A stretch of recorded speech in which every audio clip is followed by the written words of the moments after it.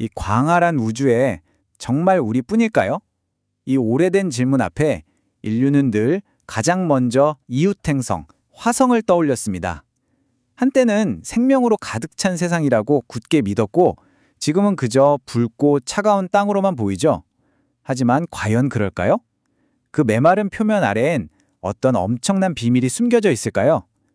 오늘 인류의 가장 위대한 탐정 이야기, 화성 생명체 탐사의 여정을 함께 따라가 보겠습니다. 화성에 대한 우리의 생각은요, 정말이지 이 두 사진처럼 극과 극을 달려왔습니다. 자, 왼쪽을 보세요. 이게 바로 100여 년 전 우리가 꿈꾸던 화성입니다. 아주 똑똑한 문명이 행성 전체에 물을 공급하려고 거대한 운하를 건설한 그런 세상이었죠. 그리고 오른쪽이 바로 지금 우리의 로봇 탐사선이 보내온 진짜 화성의 모습입니다. 언뜻 보면 텅 비어 보이지만 사실 그 안에는 우리의 상상보다 훨씬 더 복잡하고 흥미로운 이야기가 숨겨져 있어요. 바로 이 꿈과 현실 사이의 거대한 간극, 이게 바로 오늘 우리가 파헤쳐볼 이야기의 핵심입니다. 자, 그럼 이야기의 첫 번째 장부터 시작해 볼까요?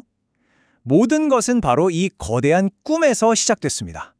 망원경이라는 새로운 눈으로 화성을 바라보기 시작하면서 인류의 상상력이 그야말로 폭발했던 시대에 대한 이야기입니다.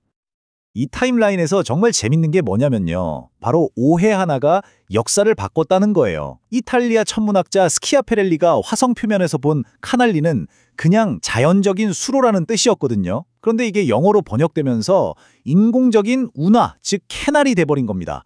바로 이 단어 하나에서 모든 게 시작됐고 화성 문명이라는 아이디어는 순식간에 전 세계 사람들의 상상력을 사로잡아 버렸죠.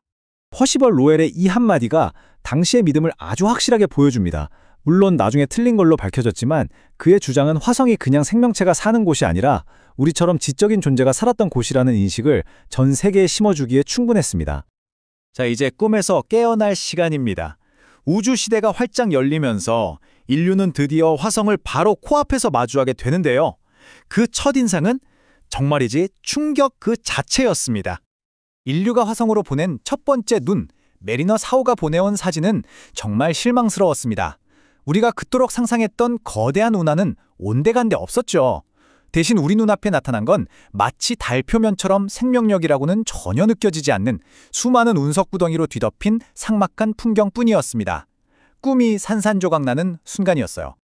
그렇다면 실제 화성은 생명체에게 얼마나 가혹한 것일까요? 숫자로 보면 그 차가운 진실이 더 와닿습니다. 먼저 대기압. 화성의 공기는 지구의 1%도 채 안 될 만큼 희박해요. 이건 그냥 숨을 못 쉰다는 뜻이 아니에요.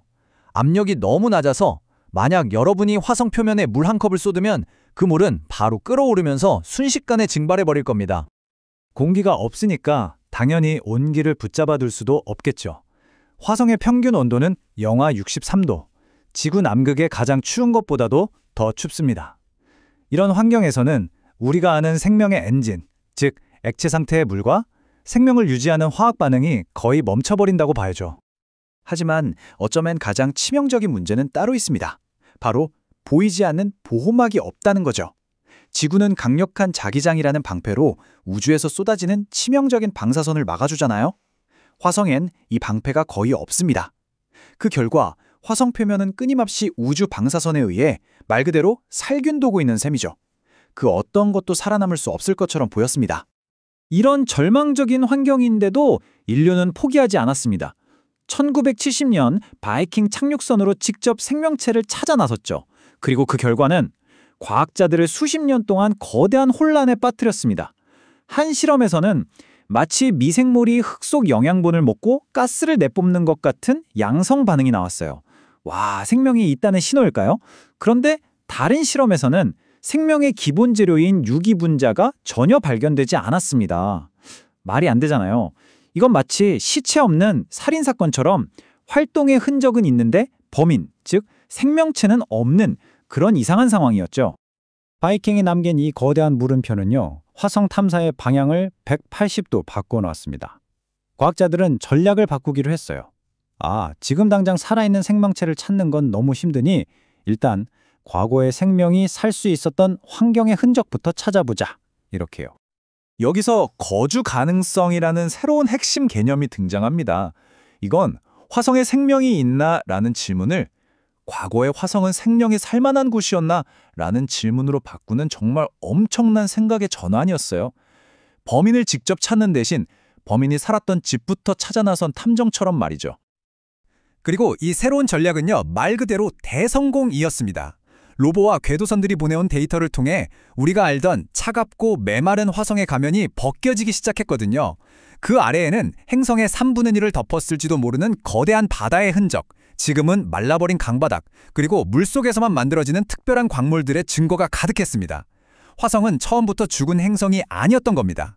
적어도 먼 과거에는 물이 넘실대는 살아있는 세계였던 거죠. 자, 이제 이야기는 현대로 넘어옵니다. 지금 우리는 아주 정교한 로봇 지질학자들을 화성 표면에 보내서 과거 생명이 남겼을지 모를 화학적 흔적, 이른바 바이오 시그니처를 샅샅이 찾고 있습니다. 화성의 오래된 호수 바닥을 파헤치자 정말 놀라운 사실들이 드러났습니다. 생명의 레시피에 필요한 모든 재료들이 바로 그곳에 있었던 거예요. 요리의 기본인 탄소, 즉 유기분자부터 시작해서 맛을 내는 양념 같은 질소와 붕소까지요. 이건 과거 화성이 그냥 물만 있었던 게 아니라 생명이 탄생하기에 완벽한 주방이었을 수도 있다는 아주 강력한 증거입니다. 심지어 최근에는 미생물이 남긴 요리 흔적처럼 보이는 암석까지 발견됐죠. 하지만 말이죠, 가장 흥미진진한 단서는 어쩌면 과거가 아니라 바로 지금 화성에서 일어나고 있는 일일지도 모릅니다. 바로 이 미스테리한 메탄가스입니다. 과학자들은 화성 대기에서 메탄이 나타났다가 사라지는 이상한 패턴을 발견했어요. 특히 따뜻한 여름철에 농도가 최고조에 달했다가 계절이 바뀌면 언제 그랬냐는 듯이 감쪽같이 사라져버립니다. 그래서 바로 이 질문이 나오는 겁니다. 메탄은 땅속 지질 활동으로도 만들어질 수 있지만 우리 지구에서는 대부분 미생물이 만들어내거든요. 과연 화성의 이 계절적인 메탄은 땅이 내쉬는 숨일까요? 아니면 생명이 내쉬는 숨일까요? 과학자들은 아직 그 답을 찾지 못했습니다. 자, 이제 이야기의 결말을 향해 가보겠습니다. 이 모든 논란과 미스터리를 잠재우고 과학자들이 어떻게 최종적인 답을 얻으려고 하는지 한번 살펴보죠. 여기서 우리가 꼭 알아야 할 심리학적 현상이 하나 있습니다. 바로 파레이도리아인데요. 쉽게 말해 우리 뇌는 아무 의미 없는 것에서도 자꾸 의미 있는 패턴을 찾아내려는 경향이 있다는 겁니다. 구름을 보고 동물 모양을 떠올리는 것처럼요.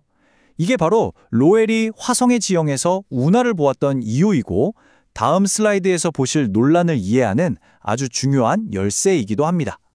2019년에 한 곤충학자가 로보가 보낸 사진들을 분석한 결과 화성에서 곤충이나 파충류처럼 보이는 생명체를 발견했다고 주장해서 큰 화제가 됐습니다.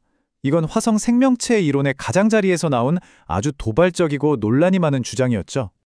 하지만 여기서 중요한 사실은 이러한 주장이 과학계의 폭넓은 지지를 받지 못하고 있다는 점입니다.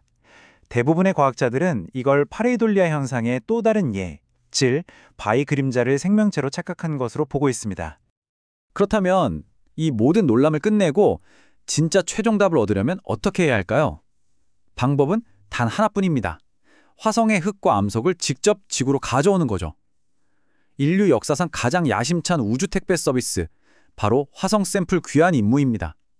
화성의 로버가 할 수 없는 정밀한 분석을 지구의 최첨단 실험실에서 한다면 그 암석의 비밀을 완전히 파헤칠 수 있겠죠. 이것만이 그곳에 정말 무언가 있었는가라는 질문에 종지부를 찍을 수 있습니다. 지금 이 순간에도 인류 역사상 가장 중요한 과학적 샘플이 화성 표면에서 우리를 기다리고 있습니다. 과연 그 작은 암석 조각들이 우리에게 들려줄 이야기는 무엇일까요? 어쩌면 그건 단순히 화성에 대한 이야기가 아니라 이 광활한 우주 속에서 우리 인간은 어떤 존재인지 그 근본적인 질문의 답이 될지도 모릅니다.